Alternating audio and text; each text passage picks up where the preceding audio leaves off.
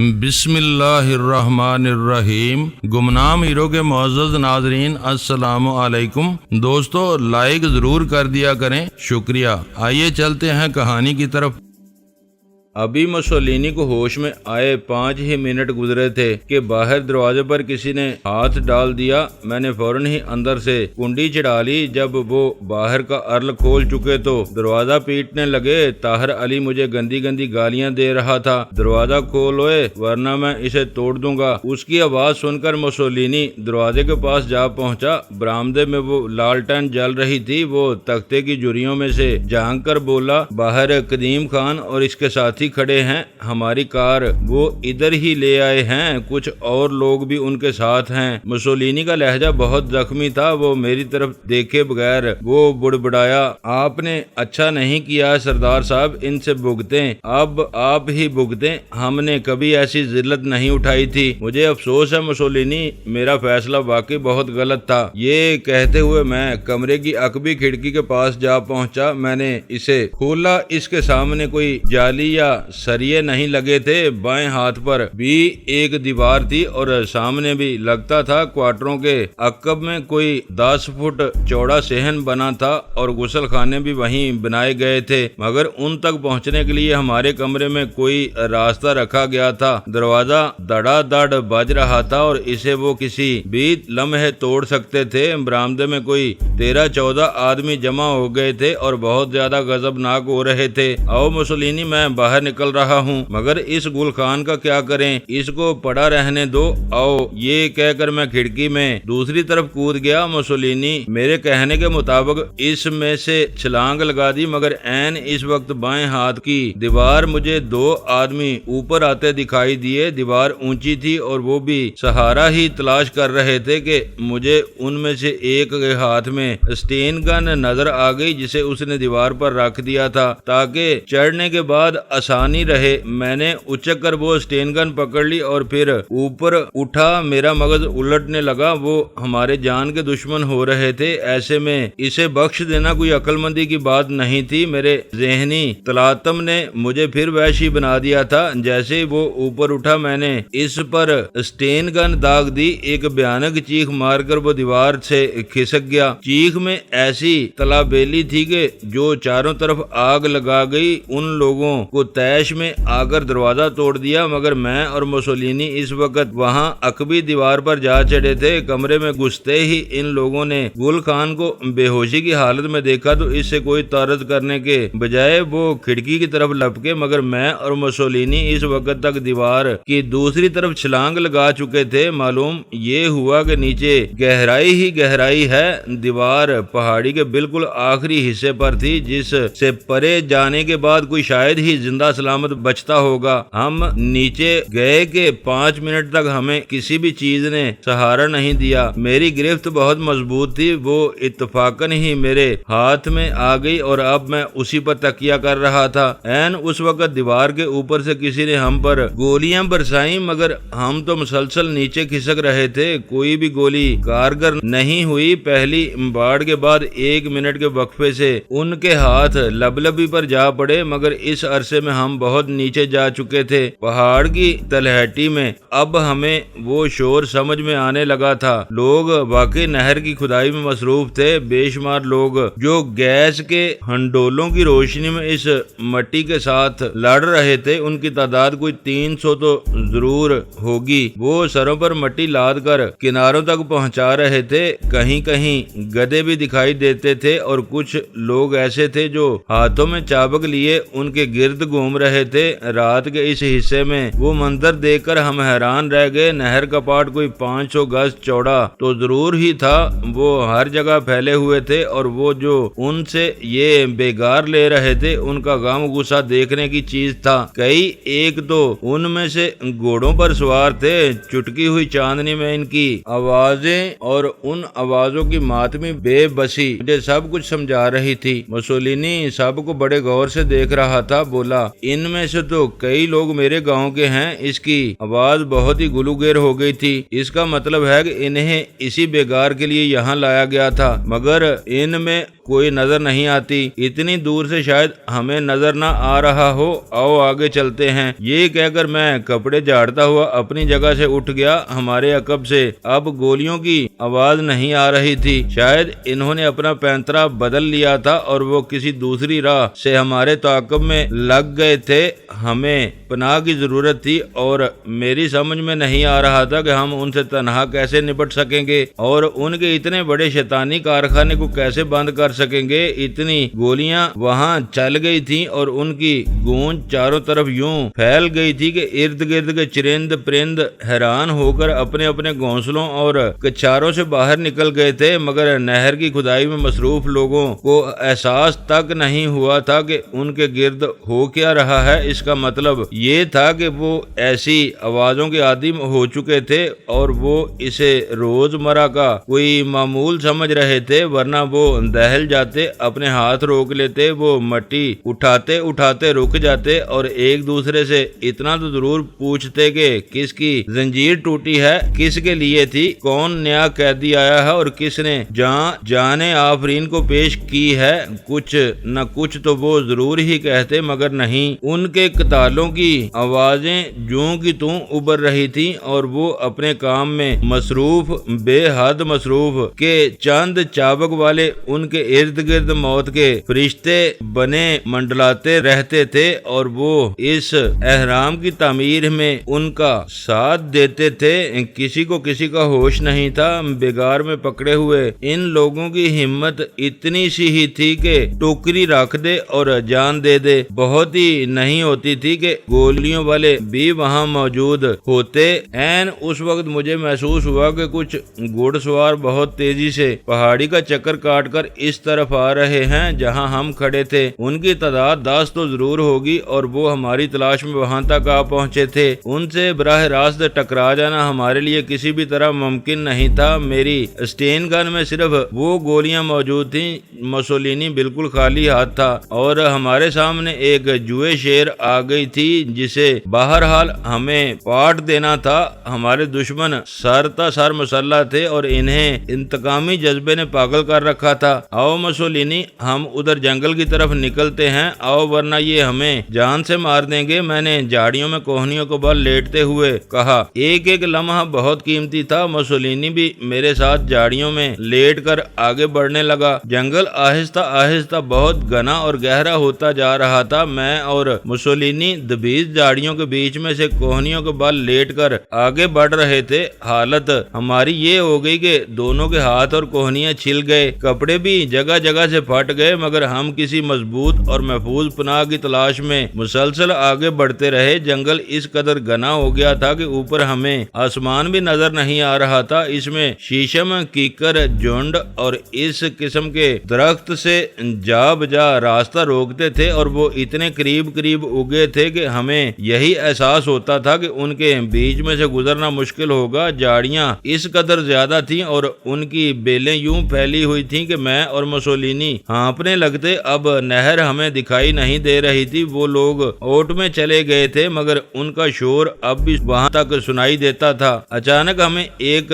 دم فراخی کا احساس ہونے لگا۔ جنگل کے اندر بڑ کا ایک بہت پرانا درخت اگا تھا جس کے نیچے کوئی جھاڑی نہیں اگی تھی۔ جہاں جہاں تک اس کا سایہ جاتا تھا وہاں تک زمین بالکل سفید تھی۔ ہم وہاں پہنچ کر کھڑے ہو گئے۔ اسٹین گن میں نے سویٹر کے نیچے دبا لی تھی۔ مسولینی نے ایک لمبی آہ بھری، بولا، یہ پھٹیک تو بہت مہنگی پڑی ہے، تم نے بہت زیادتی کی ہے سردار جی، ورنہ ہم ان سے نمٹ سکتے تھے۔ اس کے دونوں ہاتھوں سے خون بہہ نکلا تھا جسے اس نے اپنی دونوں آستینوں سے پونچھ لیا۔ اس کی بائیں کوہنی بھی چھل گئی تھی اور زیادہ ہی چھل گئی تھی۔ کرالنگ کرنا ایک باقاعدہ فن ہے اور ہم دونوں ہی اس میں اناڑی ثابت ہوئے تھے۔ دفع کر یار، اس بات کو بھول جا، میں تمہیں کہہ چکا ہوں کہ وہ میری غلطی تھی۔ کیا فائدہ ہوا، ہم گل خان کو وہاں چھوڑ آئے ہیں، وہ بے ہوش ہو گیا تھا۔ بہرحال اگر اسے انہوں نے گولی نہیں ماری تو پھر ہم اسے بچا لیں گے، فکر نہ کر۔ عین اس وقت ہمیں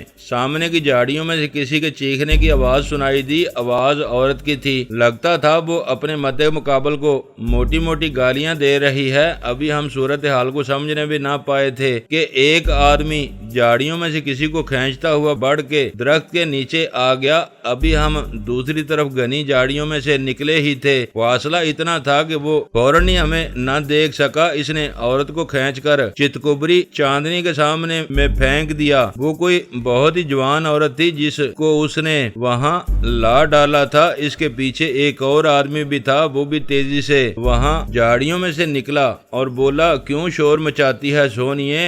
دیکھ رات کتنی سندر ہے، تیری طرح کیوں شیر خان کیا کہتی ہے، ایسے ہی بکواس کرتی ہے، خود ہی راضی ہو جائے گی۔ وہ بوتل کہاں ہے؟ یہ رہی بوتل، چل تو منہ ادھر کر، پہلے میں اس سے بات کر لوں، اس جیسی تو سارے کیمپ میں کوئی نہیں ہے۔ کیوں نکیے، یہ تیرا نام کس نے رکھا ہے؟ تو اب نکی تو نہیں ہے، جوان ہو گئی ہے، چل اوے منہ ادھر کر، یہ بوتل لے جا ادھر۔ دوسرے آدمی نے کہا، نہیں یار، پہلے میں اس سے بات کروں گا، اٹھا کر تو میں ہی لایا ہوں، تو خواہ مخواہ گیدڑ مولنا آدمی ادھر چلا آیا، ہٹ پرے۔ اچھا تیری مرضی، لا ایک گھونٹ مجھے پلا دے، بند کرو، یہ رونا دھونا نہیں چلے گا، چاؤں چاؤں کر رہی ہے جب سے۔ شیر خان نے تڑاک سے ایک تھپڑ اس کے منہ پر دے مارا، اس کی آواز ایک دم بند ہو گئی، یوں لگتا تھا جیسے وہ سن ہو کر رہ گئی ہو۔ وہ پاؤں سے ننگی تھی اور وہ دو بیڑیے اسے سموچا نکل جانے کے لیے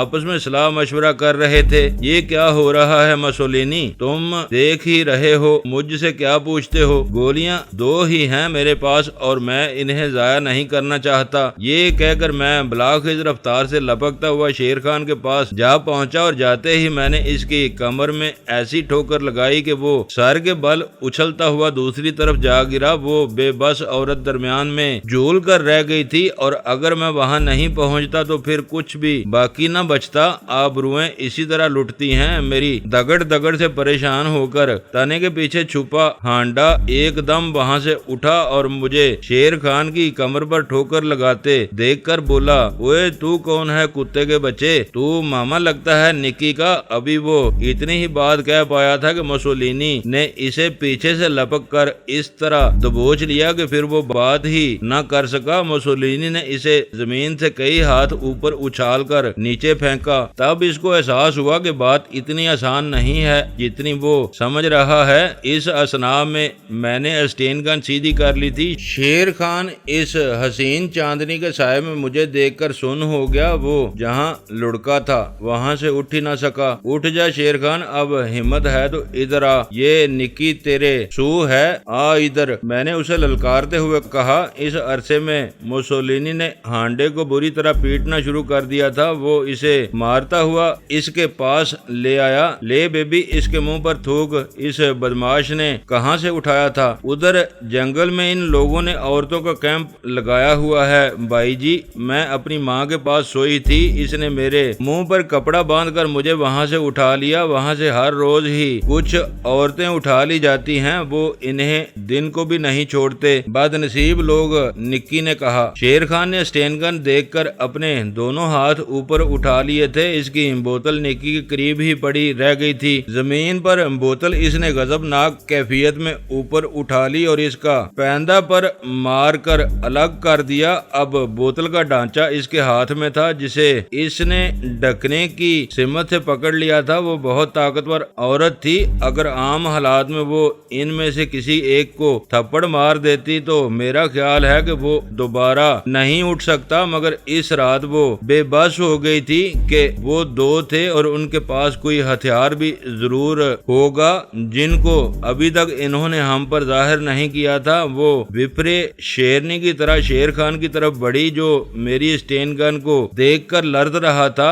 بوتل کا ڈھانچہ اپنی جگہ ایک خوفناک ہتھیار تھا۔ نکی جوشے انتقام میں ایک دم شیر خان کے پاس جا پہنچی۔ لرزتے کانپتے مجہول سو खूबसूरत आदमी के बाल पकड़कर इसने बोतल मुंह पर दे मारी। 1 2 3 शेर खान चीखता ही रह गया, मगर निक्की ने उसे मोहलत ही नहीं दी। सारा चेहरा इसने लहूलुहान कर दिया। इसने अपने हाथों से इसको बचाने की बहुत कोशिश की थी, मगर निक्की ने वहां भी गहरे घाव लगा दिए। यहाँ तक शेर खान मुंह के बल जमीन पर गिर गया। वो बेहोश हो गया था। वो ऐसे ही गजबनाक इंतकाम का मुस्तहिक था। निक्की ने इसकी सजा में कोई कमी नहीं रखी। वो मारती जाती, ये ले, ये तेरी माँ के नाम का, ये तेरी बहन के नाम, तेरी बेटी के नाम का, सह इसे, देख मैं तेरा कीमा कर दूंगी। इसकी आवाज में ऐसी मातमी लय उबर रही थी, इसके दिल से अपनी बेबसी के खिलाफ ऐसी सदा उठ रही थी कि इसके वो अल्फाज इसकी तर्जमानी से कासर थे। वो इस बदनसीब को कैंप के अंदर किसी जगह सोती हुई माँ के पहलू से उखाड़ कर ले आए थे। वो इन्हें वहाँ भी चैन नहीं लेने देते थे। पता नहीं वो किस किस को लाकर वहाँ से बेआबरू कर चुके थे, मगर शायद उस रात उनका यौम हिसाब आ पहुँचा था। मुझे गोली चलाने की जरूरत ही महसूस नहीं हुई। निक्की ने खुद ही अपना इंतकाम ले लिया था। इस अरसे में मुसोलिनी ने हांडे की दोनों टांगे खोलकर इस तरह बीच में पांव दे रखा था कि इसके बाजू जब वो मरोड़ता था तो हांडे की कमर चटकने लगती थी। वो औंधे मुंह पड़ा था और मुसोलिनी ने इस पर जिंदगी अजीरन कर रखी थी। निक्की ने जब देखा कि शेर खान बेहोश हो चुका है तो वो तेजी से हांडे की तरफ लपकी, मगर मैंने इसे रोक लिया। अभी नहीं बेबी, अभी नहीं, जरा रुको, इससे हमें कुछ पूछ लेने दो, ये बहुत जरूरी है। आप ना आते तो मैं भी आज तबाह हो गई थी। ये लोग दिन रात कुत्तों की तरह कैंप में मंडलाते रहते हैं, कोई वक्त बेला नहीं देखते। कल सिमी पर जो बीत गई थी वो मैं ही जानती हूँ। बेचारी शरीफ खान और गुलाबों के हाथ आ गई थी, वो अपने ही लहू में डूब गई थी। सारा कैंप थर थर करता था। निक्की ने दोनों हाथ आसमान की तरफ करके जोड़ दिए। इसकी आंखों से आंसुओं के झरने फूट निकले थे। मत रो निक्की, मत रो, ऐसा नहीं होगा, अब ऐसा नहीं होगा, अब ऐसा नहीं होगा। मेरी बहन ये बता वो कैंप है कहाँ? वो इधर जंगल के अंदर तार के पीछे एक जहन्नम है जिसमें औरतों को बांध कर रखा जाता है। पता नहीं वो किस किस जगह से लाई गई हैं। इनकी तादाद कोई 150 के करीब होगी। उनमें बच्चियां भी हैं और बूढ़ी औरतें भी, और जो उनमें जवान हैं वो उनका लुकमा बनी हुई हैं। ये पता नहीं कितने हैं, 3-3 4-4 की टोलियों में आते हैं और वहाँ से जिसे चाहते हैं उठाकर ले जाते हैं। मैं 5 दिन पहले यहाँ थी। मेरा घर फयाजपुर में है। ये गांव उधर दरिया के पार है। वहाँ से ये मुझे और मेरी माँ को उठाकर ले आए। हम इसी रोज शाम के वक्त खेतों से वापस आ रहे थे कि इन लोगों ने हमें ट्रक में डाल लिया और यहाँ ले आए। हम जैसी यहाँ बहुत सी हैं। इस जंगल में इन्होंने क़यामत मचा रखी है। भाई जी, हमारे नसीब हमें बर्बाद कर गए, किसी से क्या शिकवा करें। और ये कैंप कहाँ है? मैंने कहा है ना कि उधर जंगल के अंदर इन्होंने एक जगह को साफ कर लिया है जिसके गिर्द खारदार तार बिछाए गए हैं। उन तारों के इर्द गिर्द इन लोगों ने बारूदी सुरंगें बिछा दी हैं ताकि कोई औरत बाहर न जा सके। इस खारदार तार के पीछे मेरा अंदाजा है कोई 150-200 औरतें जमा हैं। आज ही मुझे एक औरत बशीरन ने बताया है कि वो लाडली गांव से आई है। इसके साथ और भी बहुत सी हैं जो इसी गांव के रहने वाली हैं। सुना है इस गांव के सारे मर्दों को भी ये उठा लाए हैं। पता नहीं ये कौन लोग हैं। मर्दों को इन्होंने अलग करके खुदा जाने कहाँ रखा हुआ है। वो औरतों के कैंप में नहीं आ सकते। औरतों से ये सारा दिन कालीन बानी करवाते रहते हैं। इस काम के लिए इन्होंने कैंप से कुछ दूर एक कारखाना बना रखा है। औरत को वहाँ 10-12 घंटे काम करना पड़ता है। रात को पहरेदार उन औरतों को लेकर कैंप में छोड़ जाते हैं। कल मेरी भी बारी है। मुझे आज इनका एक बड़ा देख गया था। इसको ये लोग सर कहते हैं। मेरा ख्याल है कल मुझे कालीन बानी के लिए नहीं बल्कि इसके सामने पेश करने के लिए ये लोग ले जाएंगे। मगर इस हांडे और शेर खान ने सुबह का भी इंतजार नहीं किया और मुझे ये कैंप से उठाकर अभी यहाँ ले आए हैं। खुदा आपका भला करे भाई जी। मैं कैसे आपका शुक्रिया अदा करूं? मैं तो तबाह हो गई थी। मेरी जिंदगी तो बर्बाद हो गई है। वो फिर मेरे सामने हाथ जोड़ने लगी। इस अरसे में हांडे की चीखें बराबर उठती रहीं। मुसोलिनी ने इसकी कमर पर से पांव नहीं उठाया था और इसके दोनों हाथों को खींचकर वो वो मुसलसल हांडे की कमर के कड़ाके निकाल रहा था। निक्की चुप हुई तो टूटी हुई बोतल अभी तक इसके हाथ में थी। वो एक बार फिर गजबनाक होकर हांडे की तरफ बढ़ी, मगर मैंने इसे रोक दिया। अभी नहीं मेरी बहन, अभी नहीं, हमें इस हांडे से कुछ पूछ लेने दो, फिर तुम इससे जो चाहो सलूक कर सकती हो। बेशक गोली मार देना इसे। अच्छा, ये बंदूक दे देंगे ना आप मुझे? हाँ दे दूंगा, मगर सिर्फ एक गोली के लिए, इसमें ज्यादा गोलियां नहीं हैं। ओए इसको उठा जरा मुसोलिनी और सीधा कर। क्या कहता है ये भेड़िए की औलाद? मुसोलिनी ने हांडे के बाल पकड़कर उसे जमीन से ऊपर उठा लिया और फिर अचानक इसे कोई बात याद आ गई। इसने हांडे के दोनों बाजू खींचकर कमर के पीछे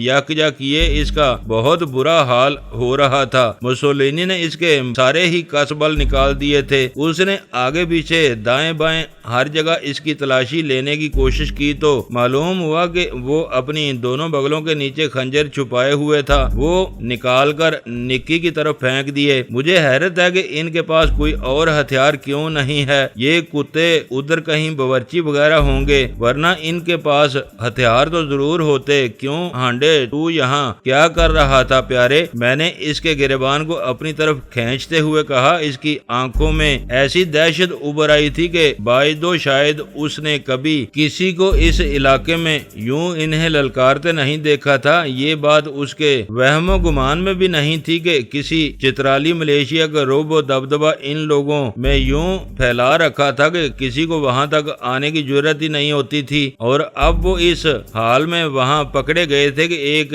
बेबस औरत उनका तारन वाला बनने को थी कि हम वहां जा पहुंचे। तुम बोलते क्यों नहीं हो प्यारे? इस औरत को कहां से लाए हो तुम? वो जी ये हमारे कैंप में रहती है जनाब। वो तो ये बता ही चुकी है। तुम इसे कहां से लाए थे? वो जी वो अपना फरजंद अली है ना, वो लाया था इनको फयाजपुर से। अकबर भी इसके साथ था। तुम क्या करते हो कैंप में? जी मैं उधर कारखाने में इंस्ट्रक्टर हूँ। गुड। और ये लोग यहाँ किसने भर्ती कर रखे हैं? जी मैं समझा नहीं। समझ जाओ हांडे, इन औरतों को यहाँ कौन लाया है? मुझे नहीं पता है जनाब, मैं तो यहाँ कालीन बानी का काम करता हूँ। तुम्हें कितने पैसे मिलते हैं? वो मेरी मजदूरी जमा कर रहे हैं, कहते हैं साल बाद हिसाब होगा। मुझे इन्होंने 50 रुपए रोज पर मुलाजिम रखा हुआ है। तुम्हें यहाँ आए हुए कितना अरसा हुआ है? कोई 10 महीने और 10 दिन हुए हैं जनाब। कहाँ के रहने वाले हो? जी मैं लाहौर में रहता हूँ। खुद आए थे या लाए गए थे? वो जी मेरा एक यार मुझे यहाँ ले आया, कहता था वहाँ ज्यादा पैसे मिलेंगे।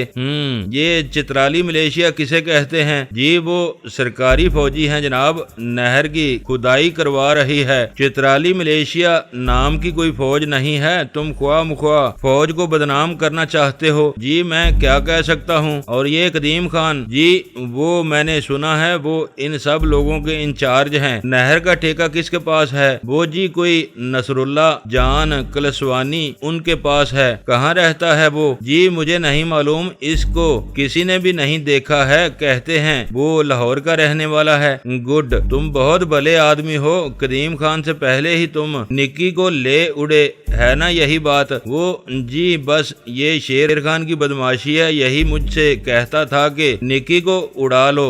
आज रात ये अपनी माँ के पास सोई हुई थी कि हमने उसके मुंह पर कपड़ा डालकर इसे उठा लिया। और कितनी औरतें इधर ला चुके हो तुम? कोई भी नहीं जनाब, ये पहला मौका है। मुझे तो इस शेर खान ने मरवा दिया, वरना मैं तो ऐसा आदमी नहीं हूँ जनाब। वो तो मैं देख रहा हूँ। उधर उन क्वार्टरों में कौन लोग रहते हैं? मलेशिया वाले रहते हैं जनाब। उनकी तादाद कोई 50 के करीब होगी। वही नहर की खुदाई करवाते हैं। उनके पास ढेर सारा असलहा है, खटाक से गोली चला देते हैं। कोई इनकार नहीं कर सकता। काम दिन रात जारी रहता है। 50 मील लंबी नहर का ठेका है उनके पास। और मजदूर वो कहाँ से लेते हैं पता नहीं जी, ये तो इन्हें ही मालूम होगा। अब मुझे माफ कर दें बाजी, मैं निक्की से माफी मांगता हूँ सरकार, फिर मेरी तौबा है जनाब। मुझे तो शेर खान ने मरवा दिया, वरना बाजी मैं ऐसा आदमी नहीं हूँ। वो तो मैं देख ही रहा हूँ। तुम इधर ही ठहरो मुसोलिनी, इस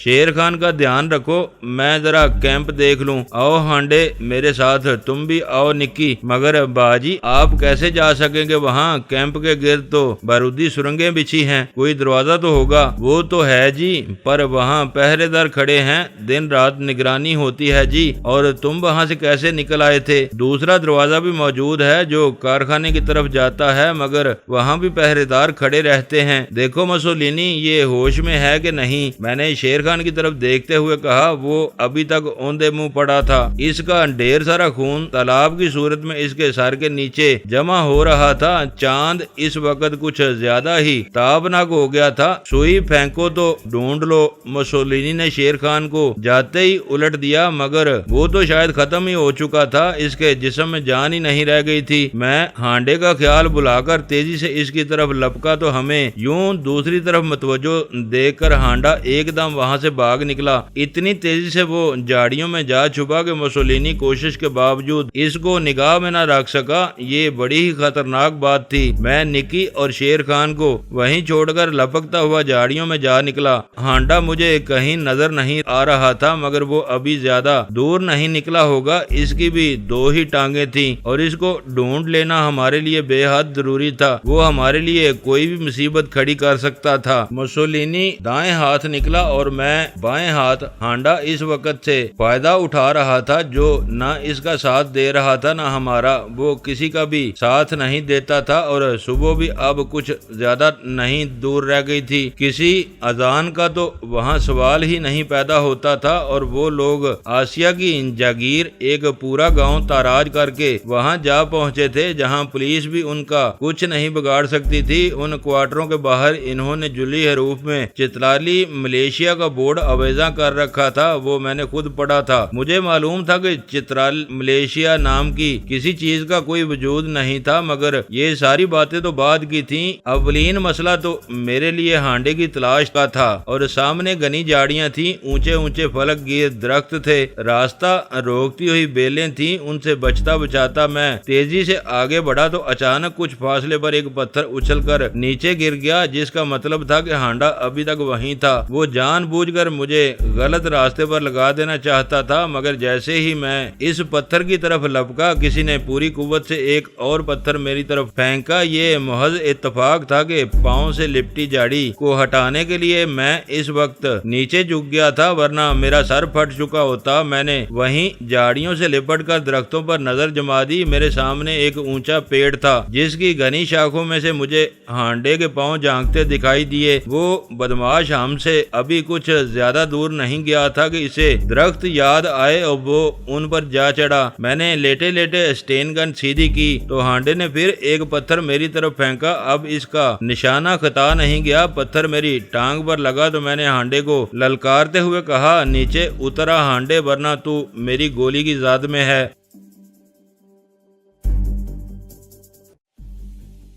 دوستو ویڈیو کو لائک ضرور کر دیا کریں۔ ISI پاک آرمی زندہ باد، پاکستان پائندہ باد۔ معزز ناظرین اپنا خیال رکھیے گا اور اپنے اس چینل کا بھی شکریہ۔